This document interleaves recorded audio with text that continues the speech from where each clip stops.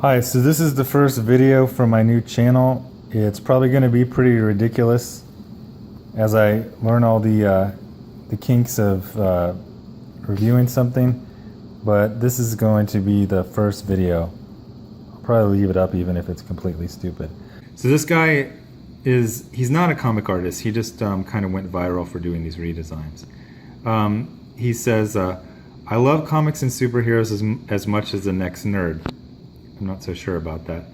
But the women's costumes, sweet mother of Moses, the costumes, at the very least, highly impractical. So again, we're getting to this gendered thing implying that the male costumes are practical. And at worst, incredibly sexist. I mean, extremely so. So usually a claim like that will have some proof, but he just repeats his own claim twice. Honestly, I don't know why women haven't been a lot more angry and vocal about this kind of thing over the years. It's very interesting because this is another constant of SJWs, is they basically do what I'll call problem stealing. And problem creating. He just admitted that basically this is not a problem. And he's really bothered that women are not offended by this, which when someone's not offended, that you should be happy. So the illegitimacy of this whole SJW movement it's very easy to point out and pick apart. This is where it gets crazy and borderline offensive. I don't know why women haven't been a lot more angry and vocal about this. Like Ferguson riot angry. I'm not going to get into Ferguson riot, but we're talking about people being killed. No matter how you see that event, we're talking about people being killed, so come on, dial it down all the notches. Don't get me wrong, I believe that expressing one's sexuality is a natural, healthy thing. We're going to see that he actually doesn't think that. And certainly not something to be censured or shamed. We're definitely not going to see that. But Holly, I think he meant holy, hammer of Thor, there's a time and a place for everything. So what time, I mean, as far as I can tell, the time and the place for the colorful costumes is like 1939 until today. He's a very much of an entry-level superhero. There's actually a lot of complexity to him, but you get him right away. His name is Spider-Man. He sticks to a wall. He's got webs on his costume. Like, you get it. And then once people find out the Peter Parker personality, if you don't know that guy, you probably are that guy. Very identifiable, a great flagship character. And he remained a flagship character from the 60s until about 10 years ago. And then they kind of were casting about, they kind of almost were making Wolverine the flagship, I think because of the success of the X-Men movies. And then, for whatever reason, about 5 years ago, they decided, scratch all that noise, our 400, I was going to say she's like the 400th most popular character. No, she's way up. Our 1,245th most popular character, that's our new flagship character. So they decided that Carol Danvers was going to be Captain Marvel again, and she wasn't just going to be Captain Marvel, she was effectively going to be the flagship character for Marvel. She's everywhere. She's everywhere except for the top of the sales charts. Like, she's the lead in their big, Civil War II coordinated with the Civil War movie. She's, she's so popular she gets 5 series because first 4 keep getting canceled for low sales. But they just keep bringing her back. She gets mentioned in everything. She's on every poster. She's right there in their face. And that's both the problem with her, but that's also the problem with modern Marvel. A lot of stuff happened in it. It's really good. But let's talk about something else. So one of the big things people always say about Marvel is SJWs destroyed Marvel because they politicize everything and they just talk about politics. And there was politics in every single, God, not only every single page of this book, practically every panel has some sort of political comment or idea, and it works so well. And it's because it never became a speech. I never felt like, now I know the politics of the writer, but I never felt she was explicitly saying that her ways are the only ways, demonizing the other side. It was a real give and take, and it was a real full appraisal of all the different things they discussed. So comic book, and especially comic book movies, are really good at doing something that real life and even realistic movies can't do. They can show pure emotions, like they can show pure bravery or pure goodness. Now you can watch a war movie where a lot of people are being very brave, but they're not being purely brave. There's bravery, there's also just fear of shame. There's also fear of punishment for not following orders. It's all mixed in together.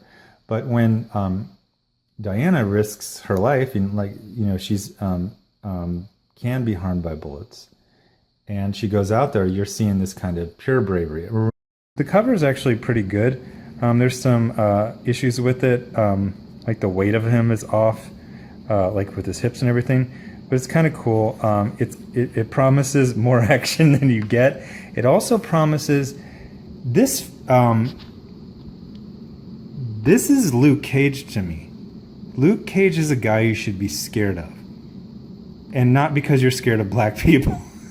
Black people are scared of him. He's bad Leroy Brown, from the old, I think that was Jim Croce song. He's a guy you cross the street when you see him coming. He's a good guy underneath, but man, he needs to look scary, and the cover does a great job of it. This guy looks like a sitcom dad, or like a commercial sitcom husband who doesn't understand fabric softener. He has this very soft expression, and even when he beats people up, it's almost just like he's tossing a regular out of a bar and he's come back tomorrow. This does not seem that bad. Yeah, I mean, none of the, you just threw him at the ceiling. Nobody's even really getting punched. He just shouldered the guy. So it's just kind of this is supposed to be like a really fiendish drug gang took over this restaurant and he's kicking him out. And yet it all seems mild. People are just kind of on the ground. And he's just got this soft expression. If I were to describe Luke Cage to you, it would sound like I didn't read the book. I would say he's kind of like a regular guy. He's just kind of nice and doesn't like drama. That's not a guy you write a book about. That's a guy you ask to watch your apartment while you're out of town. I'm going through Marvel Universe, and it's from the 80s, so I'm reading about characters, a lot of female characters, and they're actually written really well. A lot of them start as villains. A lot of them flip back and forth between heroes and villains. They have these very complex storylines. They're behind the eight ball, just like Marvel heroes. I mean, I do think superheroes is just one of those things that's always going to appeal mostly to men and boys. But I mean, even kids don't really like comics anymore. So it's going to mainly appeal to men. And even female action heroes tend to appeal mainly to men. So if you really want to give the old college try to get female audiences in, you could try writing women the way you used to write women, which was as human beings who made mistakes, who had to try, who failed a lot. They were basically written exactly the same as, I mean, you have to go really far back in Marvel, literally the first 3 issues of Fantastic Four to see any female character treated like a 50s housewife. They've always been heroes. They've always had problems. They've always made mistakes until 4 years ago, and now they're basically Disney tween sitcom lead characters who they walk into the room and everyone starts clapping. We might not want to see the Charlie's Angel version that's kind of cartoonishly just showing off her cleavage and Charlie's Angel's hair. But this is a lot closer to what we want to see than this. This is, like I said, it's like they want to make her a lesbian, but they can't quite pull the trigger, so they'll just make her the most masculine cartoon. Look at her. I know these are shoulder pads, but still. Look at these two and try to say that this is not supposed to be this is supposed to be the exact same character, and this is what she used to look like, and this is what she is now. There's nothing appealing about this. And here's the deal. Here's where it gets even more crazy. There are girls who look like this. There are women who look like this. And you know what kind of women they like? Right there. So the problematic, old-fashioned, the sexist version of Captain Marvel So what you've done is, so, you know, I've got lots of different friends, and I have, you know, I have friends who are lesbian couples. And one time we were having this conversation, and they have a daughter, and they said, I really hope my daughter, they had a daughter, they go, we really hope that she doesn't grow up to be gay. And I go, why? Is it because of discrimination? They go, no, it's just really hard to get into and stay in relationships. They go, you don't realize how few lesbians there are. And I go, what are you talking about? I read, and it says like 10% of people are gay. And they're like, that is like 10% one time you touched a boob in college. You know, they're like, no, it's like 1%. They go, it's like 1% at best. And then that's just for gay. They're like, so they're talking about, like, for these two lesbians, they said that they felt like lesbians were like 1 in 200 people.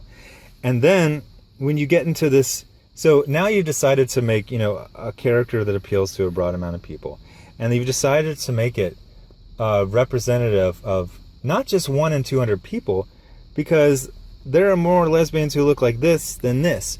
So now you're doing a fraction of a percentage. I'm sure the math people out there will go nuts that I'm doing that. But what I'm saying is you're doing like 25% of 1 in 200.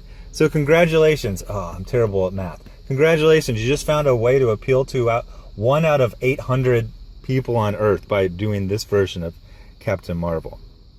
So, and I found that in the comments. So one of the things I constantly find is when I get hangups, I go, man, I'm really extreme. I'm really out there.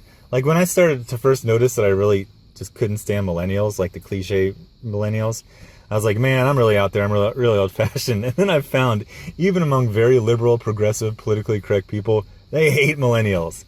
And that's how I was when I saw this version of Captain Marvel. I just had this primal, like, rejection of her, and I really disliked her. And then I found out that I look in the comics, and I kind of have like the medium reaction. Mine is kind of moderate. And it's a lot of women. It's a lot of women. It's a lot of gay people saying, like, we don't like this. What is this? Like, this is not perfect, but this is almost perfectly bad. The core thing was that these were middle-aged men who had failed multiple times in life, who were not in a position they wanted to be, who had been in the military, who had been in street fights. Stan Lee had not grown up poor, but Jack Kirby definitely did.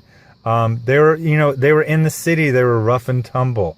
Stan Lee was kind of like a little cad. His wife just passed away. Rest in peace. But his favorite story to talk about her was that she was a war bride, and he saw her and he just snapped her up from some other dude.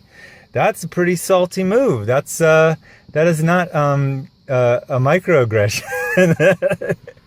These are back in the days when someone would say step outside, and he came from that era. Now, they did try to appeal to youth. For instance, once Stan Lee found out about the college circuit, that's when he started wearing a toupee. So that's why you probably don't recognize this as Stan Lee. His hairline is on the top of his head. This is a comic. It's like a prop for a sitcom from like the 1980s. It's like, yeah. So Elektra, with this rich history, is now oopsie-daisiing on an evil merry-go-round.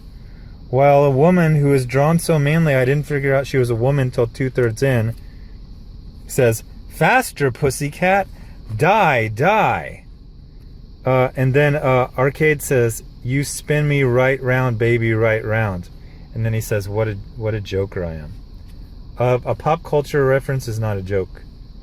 I guess you could say that's sort of a pun. It's not funny at all. And then these two effeminate men say to each other, Arcade really seems to have it in for the ninja woman. Okay, excuse me, her name is not ninja woman. Her name is karate girl hero person. Get it straight, you cis white male. What is it about her? He's obsessed. And then Arcade says, all men are obsessed with ninjas. Silly Billy, we're obsessed with pirates and dinosaurs, okay? Get it straight. Then they have the whole thing with her sister. So that she has an adopted sister. Or no, she's adopted. Sister is like this cool kind of like a Black Widow type. She works for this government agency called the DEO. She wasn't that interesting, but she was pretty solid. And like I said, this is a very odd show, and it feels like several different shows. There's like this like alien hunting part of it that's actually okay, it's solid. There's kind of like almost like a shield part of it that's pretty cool. Her sister is just weird because they decided to have her, make her a gay character and especially pronounce that in the second season. And then she came out for like 3 episodes in a row. It felt like it was the 80s. I'm like, I haven't seen a coming out episode in like 10 years. They still do that. Like, it's, so you're like, she came out to her friends and then she came out to her mom. And then they have this thing where it's like a really boring romance. All of the other CW shows have lots of gay characters and they do them really well. I mean, you got Mr. Terrific and Sarah and Arrow. And then Sarah is now the captain in Legends of Tomorrow. They have a lot of gay characters and they're not cheesy or like after school special the way they are in Supergirl. So basically they just make like these really failed jokes. She's like, this is your Hulk away from home. Nice Hulk hideaway. My Hulk hut. So are you upset and distraught or are you just winding down after a day at work? Because I can't tell. By the way, I love how the artistry of this like woman's laying on a bed and she apparently weighs 0 pounds. She's not sinking into the mattress. Her body is like totally flat. It's like she's like laying on concrete. So basically they just talk and she's like, what's up, girl? She's like, girl, it's complicated. And then so that's like, oh, I'm glad we had this conversation. Yeah, we really, okay, if you're gonna have a conversation, it needs to lead to something. Just saying, hey girl, and it's complicated, like, all they're just doing is like, she just brings you up to, so this is issue 7. This is like issue 1 stuff. She's like, oh, I'm upset about my injuries and, you know, what happened to Bruce. So then she's basically like, bye girl. I wonder, she's like, how did you know I was going to be here? I told no one I was going to, and you just showed up to have a non-conversation about, hey girl, how you doing? For some reason I wanted to see what this one's doing since people are still like commenting on it, even though I, you know, made it a couple weeks ago. And I was like, whoa, this video has 150,000 views. I noticed it hit 100,000 like, I don't know, a week ago or so. And I was like, okay, so that's like a milestone. But I thought it was going to peter out and it seems to just keep going. So it's gone viral, but it just kind of has legs. And then I was like, I'm pretty sure the last Captain Marvel issue sold less than 20,000. Let me see what her whole, because they keep relaunching her series because her series keep failing because nobody likes the character. But let me see what it is. So I looked it up, and here's all the excuse me, the sales for its Mighty Captain Marvel, which is just weird because Mighty goes with Thor. I don't know why they'd steal Mighty. Like, think of a different adjective. My video about this character has sold has had 30,000 more views than every single issue of her comic that's been sold. And these are mostly the same people. So 48,000 bought the first issue and 19,000 bought the 4th. It's only the 4th issue and it's down to 19,000. I don't know. There's just so many. When you have so many titles, it feels like none of them actually matter. So when I look at this, one thing that popped into my head is, are they doing this on purpose? Because I literally think you could go to like a placement agency, like an employment agency, and hire, like, you say, hey, I need 4 people who can type 40 words per minute, or I need 4 people who know Microsoft Excel, you know, a really, really basic skill. And then you just put those 4 people in key positions at Marvel, like editor-in-chief, executive editor, and then editors for major lines, like, you know, the X books and the Star Wars books. And I am not being sarcastic at all. I literally think you could take 4 people from a random placement agency and make better comics, sell many more comics. This is to the point of, you don't want to sell comics. It almost reminds me of Mel Brooks's movie, The Producers, where some shady producers have figured out a scam where if they lose money in ticket sales, they'll actually make money in another way. So they create a play called Springtime for Hitler, assuming that everyone will automatically hate that, you know, title and never go to their play. One thing I noticed about this is it opened big. I think it opened with like 80,000 issues sold on the first one. And then it had a huge drop off. Now it's at like 17,000, which is, I'm going to show right here. The funny thing is, it's right near, it's above the flagship character, Captain Marvel, and below Sam Wilson as fake Captain America. So, and the thing I'm going to say about this is not only good, it's excellent. Not only is it excellent, it's the perfect. So the thing Marvel's been trying to do, let's appeal to girls, let's appeal to younger kids. This is perfect. The problem is it is being buried under 90 other titles, most of which are trash, several of which are the same kind of like Archie YA style. So, you know, when you've gone through like Squirrel Girl and it's trash, and Hellcat, which is literally just like, stores can't even give those issues away. This looks very similar, and it's down there with those in the low sales. But I mean, this is great. This is literally, this is going to sound like I'm exaggerating. This is something that should be given out in a college course when you're talking about the medium. So we basically made the point, and that SJW Marvel is making these female heroes, mostly female heroes, that no one can look up to. Okay, so let's just go down the line. Then we got Carl Manvers, aka Captain Marvel. The funny thing is, there's this guy, God, what is his name? Zim Headroom. His stuff's pretty good. Honestly, I think he's like good competition for me. But one thing he made, he kind of overdid a point, which I'm sure I do too. But anyway, he was talking about like the girls don't like this. Girls like princesses. Girls do not like manly, angry pseudo lesbians, like what they've done with Captain Marvel. So 2/3 of excuse me, Americans are overweight, and 1/3 are obese. So the original one from bulimia.com, they were saying like, they were basically saying that like negative body images, I guess, lead to obesity. They didn't even really follow their own thesis. They were basically saying if superheroes had more realistic bodies, people wouldn't try and fail to get bodies like that and then turn to bulimia. It's one of those things like, you know, when you're a freshman in college, they have you do these thesis papers, and then they're like, oh, you didn't prove your thesis. It's like, I don't even think they've solidified their thesis in their head. And this one from recovery.org, they kind of say it more explicitly, and that's why I really wanted to clap back on them, because what they're saying is actually very unhealthy, and it's it reminds me of something when I got out of boot camp in my infantry training, and I went to my first unit. I had a Marine Corps sergeant, Samoan guy, and he sat me down in his room, pretty scary guy, and then he was basically welcoming me to the unit, and then he said this thing, and it's a very Marine grunt thing to say. He said, if you got a booger in your nose, I'm going to tell you you got a booger in your nose. The point of that kind of gross analogy is someone who cares about you is going to tell you when you look stupid or silly or you're doing something wrong. Somebody who doesn't care about you is either just going to not say anything or not say anything and then make fun of you behind your back. But the person who says like, hey dude, take care of that, here's a tissue, that's someone who actually cares about you.